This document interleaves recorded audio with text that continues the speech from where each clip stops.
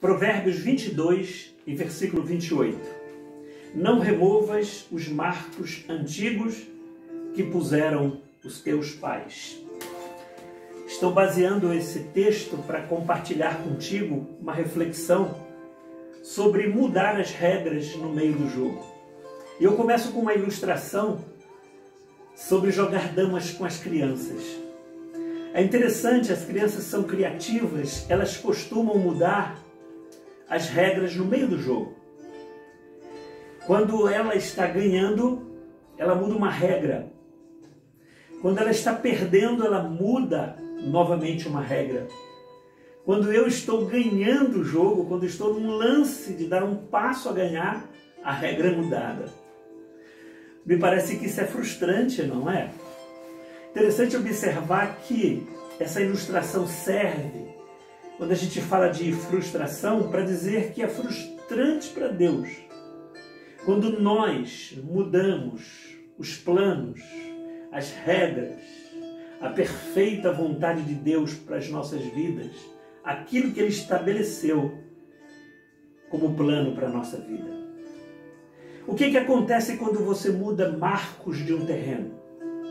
Quando você muda um pouco para maior, na hora que você vai demarcar seu lote, você solapa, você aumenta a medida. Quando você faz isso, você está roubando. Sabe que mudar os marcos na Bíblia é roubar. O que acontece quando você tira as pedras do caminho, as pedras que marcam a direção de um caminho, as placas sinalizadoras, você vai deixar o viajante sem rumo. Você está enganando, isso é errado. Mudar as leis de Deus é desobediência. Estou nesta noite refletindo contigo sobre não mude as regras no meio do jogo. Eu posso estar invadindo todas as vezes que adquiri algo na vida. Quando eu quero adquirir espaços, quando eu quero levar vantagem, quando eu faço de forma inadequada, eu estarei invadindo o território de outros sem respeitar. Quando crio os meus marcos, estabeleço as minhas leis e as minhas regras, eu estou incomodando. Quando eu começo a dar os meus jeitinhos brasileiros, o famoso jeitinho brasileiro, na vida espiritual, use o espaço que Deus te deu, sem precisar atrapalhar ninguém, nem mesmo a sua vida. Alguns marcos foram estabelecidos nas Escrituras, mas algumas pessoas mudaram esses marcos. Deus deu um marco lá no Éden, que foi a árvore da vida. Foi estabelecido, não passe a linha, não desobedeça. O outro marco que foi dado no Antigo Testamento foram os 10 mandamentos que servem até hoje.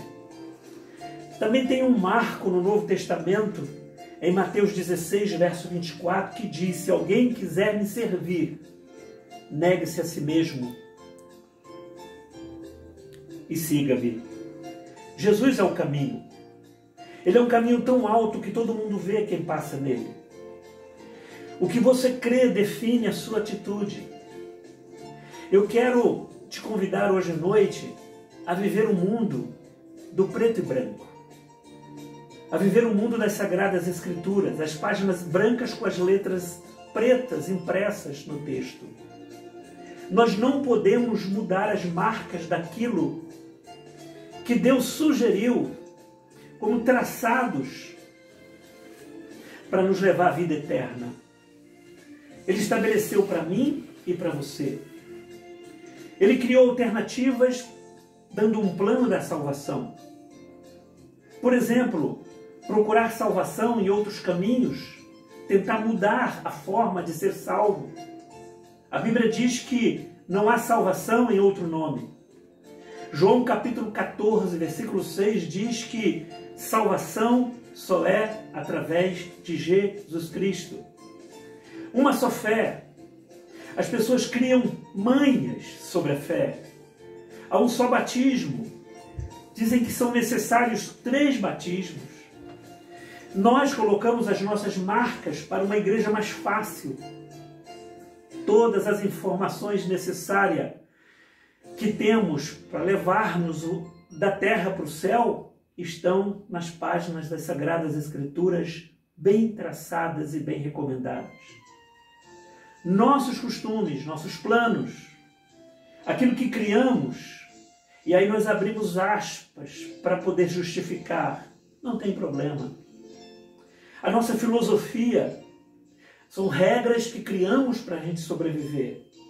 Nossas tradições, nossas heranças religiosas. Eu quero te sugerir hoje à noite que você procure quais são os planos que Deus tem para você. Eu vou citar um texto no capítulo 23, deixa eu ver se é 23 mesmo. 23,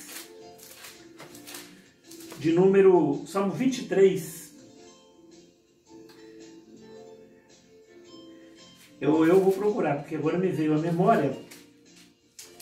É o 50, 23. O que me oferece sacrifício de ações de graças, esse me glorificará. Mas eu quero enfatizar a parte B do versículo. E o que prepara o seu caminho, o que não muda as regras no meio do jogo, aqueles que aceitam o plano da salvação, dar-lhe-ei que veja a salvação de Deus. Essa é a minha reflexão para você neste momento. Oremos. Pai querido, neste momento eu quero colocar-me à disposição do Senhor para que a cada dia eu possa ter o entendimento de quais são os planos, o desenho do caminho para a vida eterna. Ajude-me a não me desviar desses caminhos querendo colocar os meus planos. Obrigado porque o Senhor tem dado as diretrizes de uma vida santa, de uma vida que faz com que tenhamos parceria contigo, um relacionamento perfeito. Abençoa o coração e a vida dessa pessoa que tem acabado de entender que o Senhor tem o melhor para nós do que as nossas iniciativas, pois o Senhor já tomou essa iniciativa, já providenciou tudo o que precisamos para ter uma vida saudável e perfeita. Eu agradeço, Senhor, no nome abençoador do Filho de Deus, em nome de Jesus, amém.